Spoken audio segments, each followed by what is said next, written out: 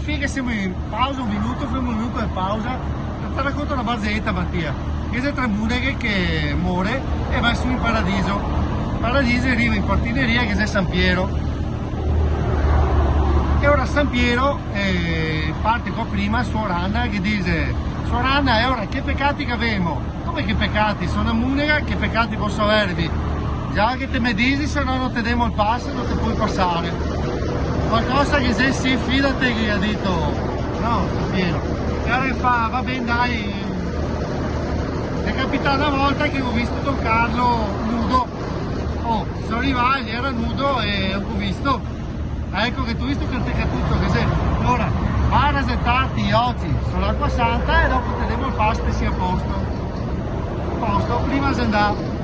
Arriva la seconda munega e fa, e ora che fa?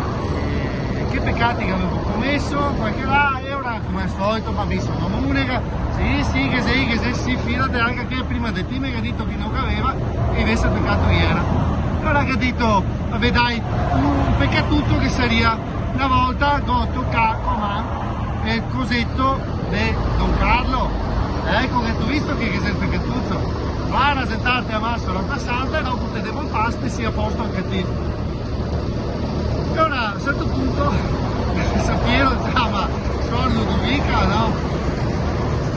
E chiama Suor Ludovica, ma da Dio che c'è una quarta che nel frattempo si è morta, Suor Silvia.